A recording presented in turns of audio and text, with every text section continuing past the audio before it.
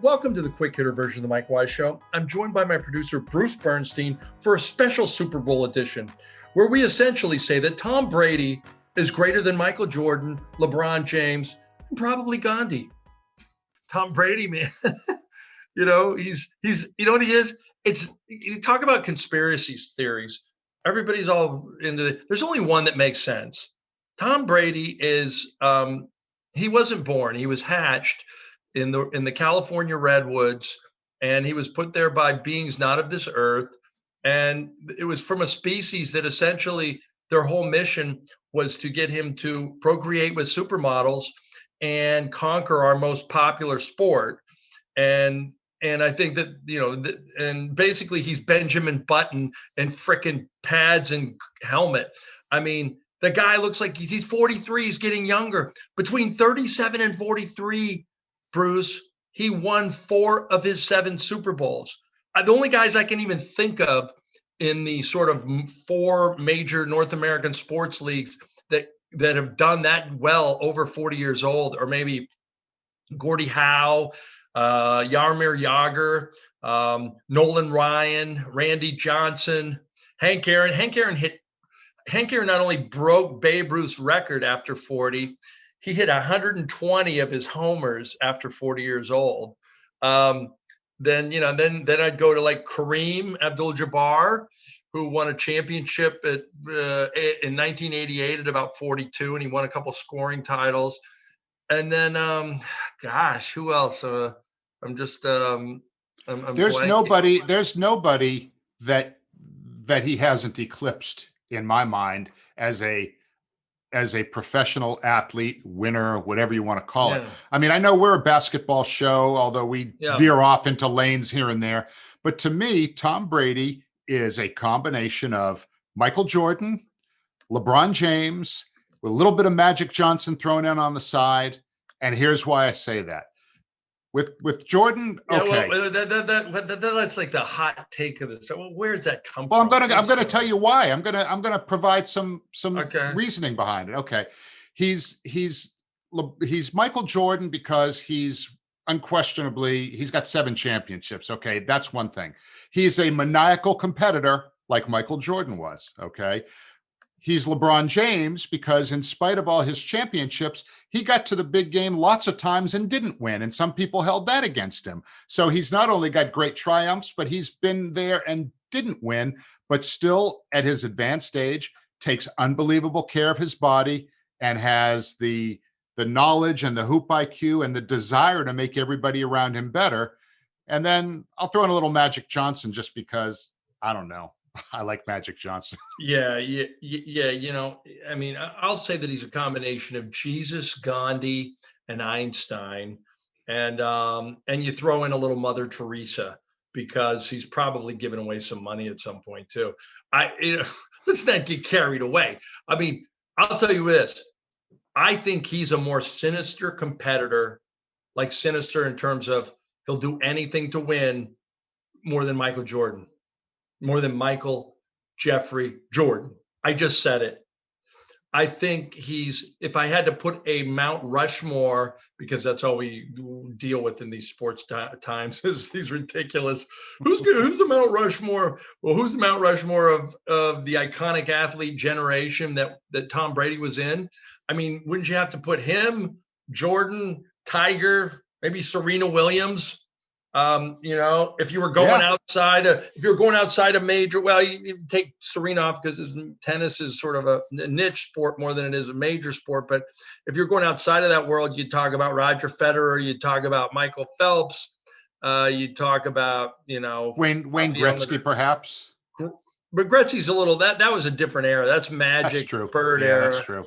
Yeah. I would say Tiger because, well, Tiger came of age in 97, I think, 96, 97. Brady's first year was what, 2000, 99, 2000? Yeah. But right, like the last 20 years, I guess Jordan was at the end of his run when Brady got into the league. So, but God, I mean, you just won one more title than Michael Jordan. I can't. the ultimate competitor. I still go back to, you talk about like a real, what do you call it? His whole, like, I was going to write a column this week about how, you know, Tom Brady doesn't stand for anything. He's not Colin Kaepernick. He's not like, and then I thought, who cares? He's an old guy that plays his ass off. And yeah, he probably should stand up for some things that other people are standing up for, because his voice would carry a lot of weight. But I think I got to put that aside and just for a moment and just say, Tom Brady, the professional, if I'm just judging him on his career, who's greater? And I still go back to this moment when I was covering the 2011 Super Bowl when Tom Curran, Tom Curran at all? Yeah, he works for NBC Sports Boston. Yeah, great guy. He's been covering, I don't even know if he does the Patriots anymore, but he does. He was real. Yeah, he's really into them. He's known Tom forever. And we're talking at the Super Bowl, and he got, and I think it's kind of one of those, he got to be the pool reporter for the last practice of the Super Bowl that year. So he got to, go into the Giants practice and the Patriots practice. Or maybe it's one guy for each team, and he was the Patriots practice, and he, the pool reporter, because the team doesn't want to give away any of its game planning. He has to be real, I guess, clandestine about what they did, but he can talk to the players.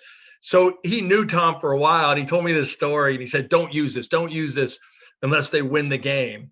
And I go, all right. Because when he goes up to Tom Brady, and it was this great moment where Brady walks up to his mom and his sister and his dad after the practice, and a lot of the family members come to watch the last practice, and he hugs them, and they, hey, great, good luck tomorrow, and all right, I'll see you guys after. And it's just this nice moment. And Tom Curran had known Tom Brady for a while. This Boston guy walks up to him and goes, hey, Tom. He goes, I've known you for a while. It's just you're back at the Super Bowl, and this was like 2011. And he goes, you're back at the big game, and it's just cool to see you here. And that whole moment with your family, I thought it was great, and I just wanted to tell you that. And Brady looked at him like he had this maniacal look on his face, and he said, "We're gonna fucking kill him." He was talking about the Giants. Now Eli pulled a rabbit out of his ass and just came, once again found a way to beat him in the end. And stupid Wes Welker, man, if he would have held on to that pass, they would have kicked the field goal and won. But the bottom line is, Tom Brady was like, in the moment that he could have just been, I'm having a nice human moment. He was in game mode. He was like, I'm gonna kill the opponent. And you gotta love that. That's why he's so successful. He lives for winning.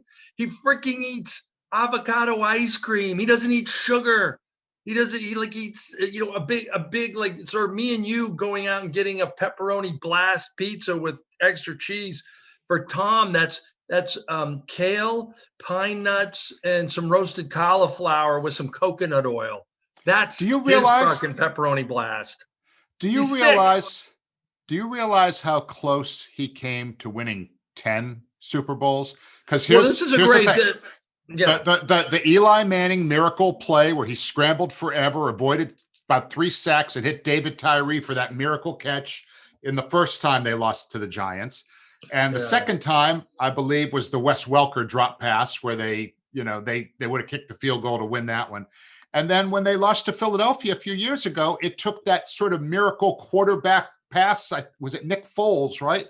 That miracle crazy play, because he threw for 500 yards in that game and they lost. So he came that close to actually winning 10 Super Bowls. Now, granted, he shouldn't have won the one against Seattle because stupid Pete Carroll, instead of giving the ball to the big running back. Beast mode.